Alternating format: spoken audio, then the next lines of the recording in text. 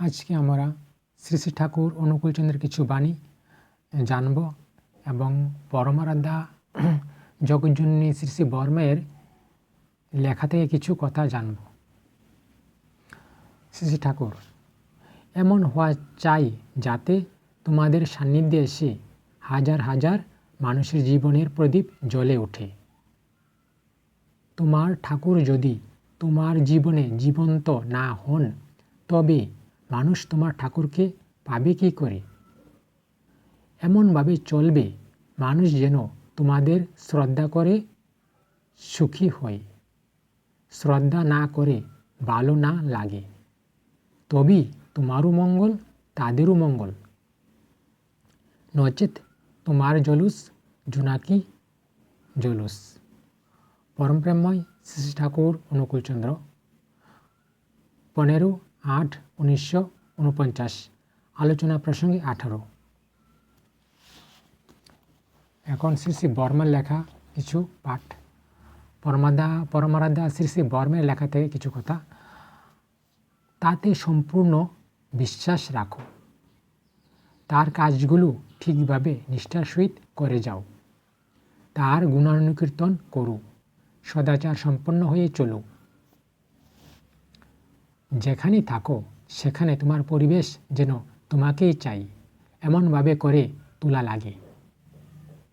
23/12/1958।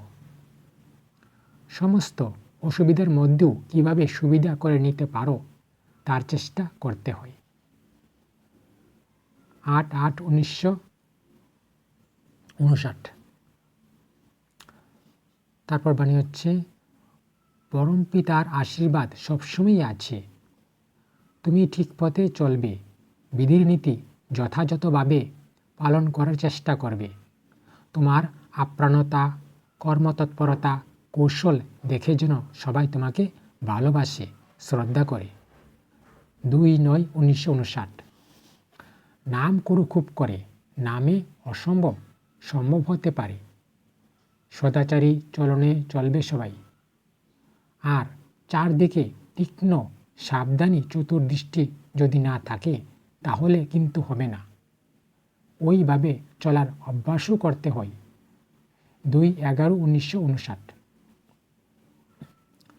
তোমার সব কাজে ওই ইষ্টের ভরণ পোষণ ছাড়া যেন কিছুই না থাকে। ঠিক মতো ঈশ্বরবৃত্তি করলে মানুষ মৃত্যু থেকেও রক্ষা পায়। তোমার ইষ্ট যেমন চান সেভাবে যদি চলো, আগ্রহ সহকারে, অটুট অনুরাগ নিয়ে, তাহলে দেখতে পাবে বহু অজানা ভবিষ্যৎকে তুমি আগে থেকেই জেনে ফেলেছ। সাবধান হতে পারবে তখনই।